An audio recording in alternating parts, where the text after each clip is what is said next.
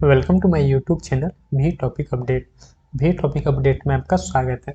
तो जो साइंस के ऑब्जेक्टिव 1000 क्वेश्चन की सीरीज चल रही है, साइंस की काफ़ी इंपॉर्टेंट है।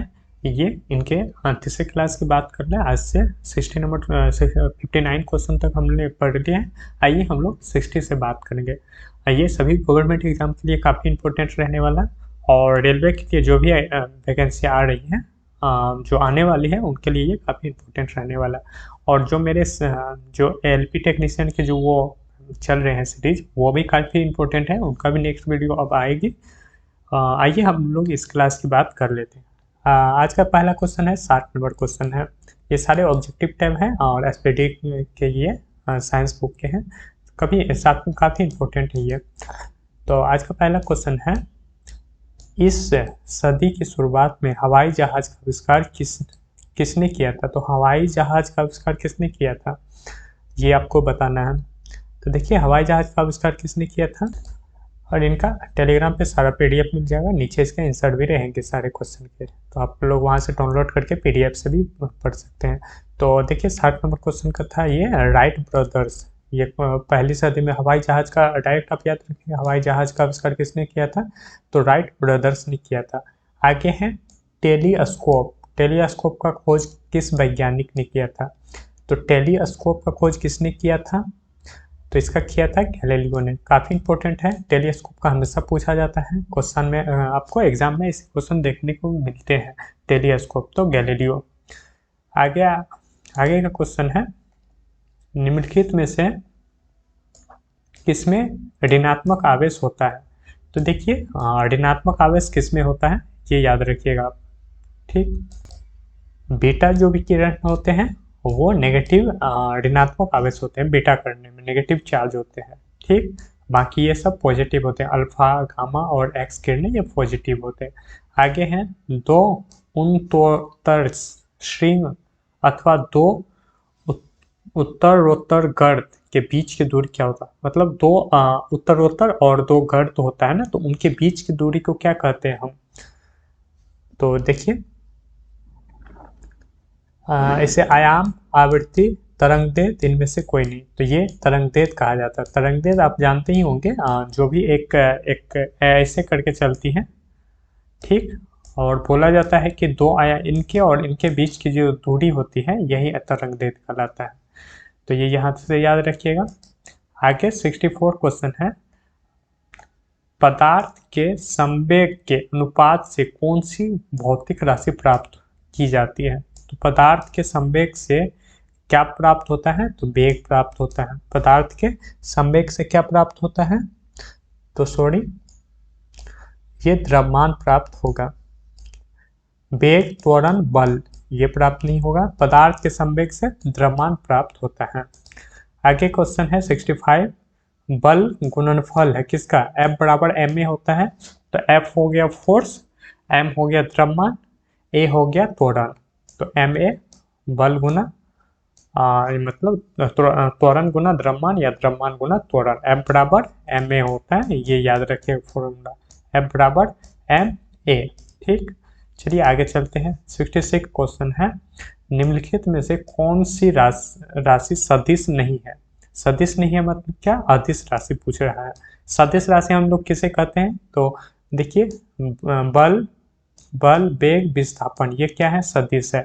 और आयतन क्या है? ये अदिश है। तो आप ऐसा क्वेश्चन आपको जब भी मिले तो आप क्या कीजिएगा, इसे भिन्न ढूंढ लेना। जैसे 3 तो एक जैसे होंगे और एक अलग रहेगा, तो उस तरह अगर आप क्वेश्चन भी नहीं पढ़ते हैं तो इस तरह से आप ढूंढ लेंगे। ठीक, आइए आगे क्वेश्चन देखते हैं। आगे है, 1 किलोमीटर दूरी का तात्पर्य क्या होता है? तो जैसे मान लीजिए आप 1 किलोमीटर चल रहे हैं, तो इसका दूरी क्या होता है? तो 1000 मीटर को हम लोग क्या कहते हैं? 1 मीटर कहते हैं। 1000 मीटर को हम लोग 1 किलोमीटर कहते हैं। ठीक, ये याद रखिएगा। आगे है, त्वरण ज्ञात करने का सही सूत्र क्या होता है? त्वरण का फॉर्मूला क्या होता है?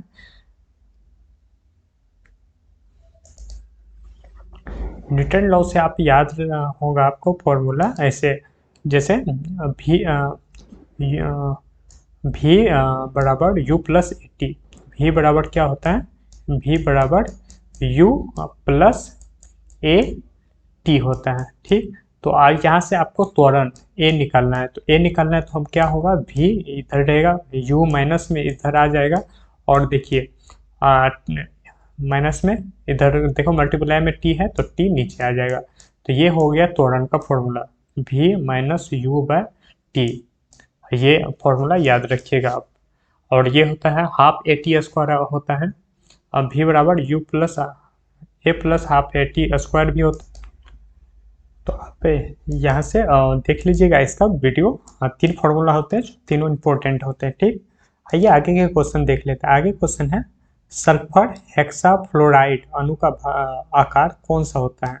अगर आप लोग चाहते हैं कि इन्हें डिटेल में मैं डिस्कशन करूं तो उनके लिए थोड़ी लंबी वीडियो हो जाएंगी, तो आप अगर ऐसा चाहते हैं तो कमेंट करके बताइएगा, तो सारे का एक्सप्लेन करते हुए हम जाएंगे। आइए देखते हैं आगे का क्वेश्चन। आज का ये है सल्फर हेक्साफ्लोराइड अणु का आकार कौन सा होता है। सल्फर हेक्साक्लोराइड पूछ रहा है, ठीक, सॉरी हेक्साफ्लोराइड पूछ रहा है। तो इनका हो जाएगा आपको, देखिए त्रिभुजाकार पिरामिड होता है, अष्टफलकीय होता है, समतलीय या चतुष्फलकीय। तो आप लोग 69 का देखिए हेक्साफ्लोराइड, हेक्सा मतलब क्या, ऐसे होता है, और इसमें कितने होते हैं, तो 8 फलक होते हैं। ये आप याद रखिएगा, कितने फलक होते हैं, तो 8 फलक होते हैं। ठीक, हेक्सा होता है। आगे है एक एक्स तत्व की बाह्यतम कक्षा में 4 इलेक्ट्रॉन हाइड्रोजन के साथ संयोग, इसके संयोजन में कौन सा सूत्र होगा, पूछ रहा है। एक क्या है, एक तत्व है जिसके एक्स है, उसके बाह्यतम कक्षा में कितने हैं, 4 इलेक्ट्रॉन है, और हाइड्रोजन के साथ इनके यौगिक का कौन सा सूत्र होगा। तो हाइड्रोजन के साथ इसका सूत्र बताना है। तो आप लोग जानते हैं, जैसे X4 हो जाएगा इसका आंसर, जैसे CH4 होता है, उसके हाइड्रोजन चारों ओर होते हैं, तो इस तरह याद रखिएगा। आगे है तीसरे और चौथे समूह के ऑक्साइड का समान गुणधर्म क्या है। मान लीजिए तीसरे और चौथे समूह, जैसे पीरियोडिक टेबल का जो समूह होता है उसमें पूछ रहा है तीसरे और चौथे के ऑक्साइड जो होते हैं उनके क्या गुणधर्म होता है, क्या होता है, वेस होते हैं या एसिडिक होते हैं या उदासीन होते हैं या बेसिक या एसिडिक होते हैं, यानी कि अम्लीय होते हैं या क्षारीय होते हैं, या क्षारीय होते हैं या उदासीन होते हैं। तो आप बताइए। देखिए इसमें क्या होता है, ये दोनों बेसिक और एसिडिक दोनों नेचर का होता है, तीसरे और चौथे ऑक्साइड जो होते हैं।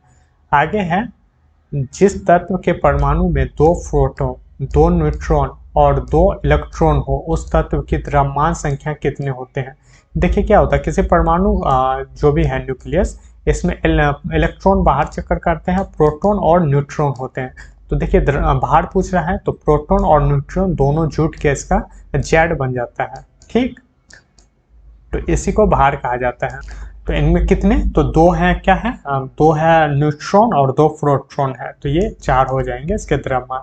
चलिए आगे क्वेश्चन है निम्नलिखित में से कौन सा इलेक्ट्रॉनिक रूपांतरण धातुओं के लिए होता है। तो देखिए कौन सा ऐसा है जो धातु, तो धातु आप लोग जानते हैं कहाँ होता है, पहले धातु होता है, बीच में मिश्र धातु होता है, और उसके बाद मिश्र धातु या उपधातु होता है, उसके बाद अधातु होता है। तो देखिए धातुओं के लिए कौन सी ऐसा है जो धातु पे जाके खत्म होती है। तो देखिए इसे आप जोड़ लीजिएगा, 8 2 10 7 17 होता है, जो क्लोरीन का होता है, जो क्या होता है, अधातु होता है। देखिए 8 8 16 4 20 20 क्या होता है, कैल्शियम का 20 होता है, तो यह धातु है, याद रखिएगा, कैल्शियम इसका हो जाता है, यही आंसर हो जाएगा। आगे चलिए देखते हैं। आगे है निषेचन की प्रक्रिया कहाँ होती है। तो देखिए निषेचन कहाँ होता है, तो गर्भाशय में, अंड ग्रंथि में, योनि मार्ग में या अंडवाहिनी में। तो फ्लैपियन ट्यूब जिसमें होता है, इंग्लिश रहे तो इंग्लिश आप देख लीजिएगा, फ्लैपियन ट्यूब, इसी को कहा जाता है अंडवाहिनी। ठीक, ये काफ़ी इंपॉर्टेंट है, काफ़ी रिपीट हुआ है ये क्वेश्चन। आगे है थायराइड ग्रंथि से थायरॉक्सिन स्रावित करने के लिए उत्तेजित करने वाला अंतःस्रावी हार्मोन कौन सा होता है। तो TSH होता है, ये याद रखिएगा, TSH होता है किसमें, थायराइड ग्रंथि के लिए TSH। ठीक, आगे आगे का क्वेश्चन है कशेरुकी रज्जु में कितनी जोड़ी तंत्रिका निकलती है। जो कशेरुकी रज्जु जो होते हैं उसमें कितनी जोड़ी क्या होती हैं, तंत्रिकाएं निकलती हैं। तो इसमें 31 जोड़ी कशेरुकी में जो होती हैं तंत्रिकाएं निकलती हैं। आगे क्वेश्चन है प्रतिवर्ती क्रियाओं का नियंत्रण, जो हमारे प्रतिवर्ती क्रिया होते हैं उसका नियंत्रण केंद्र कहाँ होता है, प्रमस्तिष्क, अनुमस्तिष्क, कशेरुकी या तंत्रिका कोशिका। तो देखिए ये पीछे वाले जो भाग होते हैं मस्तिष्क के, वहाँ ये होती है क्रिया। और ये देखिए यहाँ कंफ्यूज मत कीजिएगा, यहाँ दो क्वेश्चन यहाँ से देखने को मिलते हैं। एक होता है अनैच्छिक क्रियाओं का, तो अनैच्छिक क्रियाओं का हमारा कौन सा करता है, जो मस्तिष्क का पीछे वाला भाग होता है जिसे हम क्या कहते हैं, मेडुला ऑब्लिंगेटा कहते हैं, जो मस्तिष्क में पीछे भाग में होता है। और मस्तिष्क का सबसे बड़ा भाग होता है प्रमस्तिष्क। इसे कोई इसी में जैसे सेरेब्रम कहते हैं। ये क्या होता है, याददाश्त, सपनों, इन सब का जो केंद्र होता है प्रमस्तिष्क में ही होता है, जो हमें कुछ याद रहते हैं, सपने देखते हैं। और पीछे हमारे होते हैं क्या, मेडुला ऑब्लिंगेटा, जो अनैच्छिक क्रियाओं का नियंत्रण करता है। लेकिन यहाँ कशेरुकी इसमें हो जाएगा, प्रतिवर्ती क्रिया है ना, तो यहाँ कशेरुकी रज्जु हो जाएगा। ठीक, चलिए आगे का क्वेश्चन है निम्नलिखित में से कौन सा धातु रोशनी के बल्बों में फिलामेंट के रूप में प्रयोग होता है। देखिए पूछा जा रहा है फिलामेंट के रूप में किसका प्रयोग करते हैं, तो हम लोग टंगस्टन का प्रयोग करते हैं। याद रखिएगा इसका गलनांक कितना होता है, तो 3000 से 3500 डिग्री होता है। 3000 से 3500 डिग्री सी होता है इनका। निम्नलिखित में से किसे शुष्क वर्ग कहते हैं, तो आप जानते होंगे शुष्क वर्ग किसे कहते हैं, ठोस कार्बन डाइऑक्साइड। काफ़ी ये पूछा गया सवाल है, शुष्क वर्ग किसे कहते हैं, तो ठोस कार्बन डाइऑक्साइड को। आगे है निम्नलिखित धातुओं में से कौन सा समानतः ताप पर द्रव है। तो देखिए धातु पूछ रहा है, इसमें दो क्वेश्चन होते हैं। तो कमरे के ताप पर पूछेंगे या तो धातु या तो अधातु। तो धातु पूछ रहा है तो धातु हो जाएगा पारा, वही पूछा था अगर अधातु तो ब्रोमीन हो जाता। चलिए आगे का क्वेश्चन है सौर ऊर्जा निम्न में से किससे प्राप्त होती है। तो सौर ऊर्जा हमें क्या, सूर्य से ही प्राप्त होगी। ठीक, रोशनी जो लाइट होती है उसी से सौर ऊर्जा प्राप्त होती है। आगे का क्वेश्चन है निम्नलिखित में से कौन सी अर्धचालक के रूप में ट्रांजिस्टर में प्रयोग। तो अर्धचालक इसमें कौन सा है, तो जर्मेनियम अर्धचालक का प्रयोग हम कहाँ, ट्रांजिस्टर में करते हैं। आगे है टरबाइन एवं डायनमो से, जो टरबाइन और डायनमो से बिजली प्राप्त करने के लिए मतलब किस ऊर्जा को परिवर्तन करते हैं। जो भी टरबाइन जो होती है वो क्या करती है, बिजली प्राप्त करने के लिए क्या करता है, विद्युत ऊर्जा में परिवर्तन करता है। तो कौन सी ऊर्जा को परिवर्तन करता है वो टरबाइन। इसे मैकेनिकल एनर्जी बोलते हैं। जो यांत्रिक ऊर्जा होता है वो जो उससे कन्वर्ट करता है विद्युत ऊर्जा। जो पानी द्वारा जो उसे चलाया जाता है टरबाइन को, उसी को कहते हैं मैकेनिकल ऊर्जा। आगे है पढ़ने में काम आने वाला ग्लास लेंस किस प्रकार के लेंस से बने होते हैं। जो हम लोग पढ़ते हैं तो चश्मे में जो किसका उपयोग किया जाता है, तो देखिए उसमें उत्तल दर्पण का यूज किया जाता है। ठीक, याद रखिएगा पढ़ने में उत्तल दर्पण का यूज किया जाता है। आगे है निम्नलिखित में सबसे सख्त कौन सा होता है, तो हीरा। सबसे ज़्यादा सख्त या कठोर पूछे तो हीरा हो जाएगा। हीरा किसके अप्रूप है, कार्बन के अप्रूप है, ये भी याद रखिएगा। आगे है ठोस कपूर से कपूर बनने की प्रक्रिया को क्या कहते हैं। जैसे ठोस आप खुले में रखोगे तो वो क्या हो जाएगा, ऊर्ध्वपातन के कारण वो वाष्प बन जाता है। डायरेक्ट वो ठोस से गैस बन जाता है, उसे हम क्या कहते हैं, ऊर्ध्वपातन। आगे है किस पदार्थ में, निम्न में से पदार्थों में से कौन सा पदार्थ खाने की वस्तुओं के परीक्षण में किया जाता है। तो इसमें सोडियम बेंजोएट का प्रयोग किया जाता है। जो भी हमें खाना रखना हो तो सोडियम बेंजोएट में से हम रख सकते हैं। देखिए यहाँ हंसाने वाली गैस पूछ रहे हैं तो नाइट्रस ऑक्साइड हो जाएगा N2O। ठीक, वाहनों से निकलने वाली गैस कौन सी होती है, तो वाहन में कौन सा, कार्बन मोनोऑक्साइड निकलता है। आगे का क्वेश्चन है खाना बनाने के लिए हम कौन सा गैस का प्रयोग करते हैं, तो मीथेन। तो इस आज का सारे इम्पोर्टेंट क्वेश्चन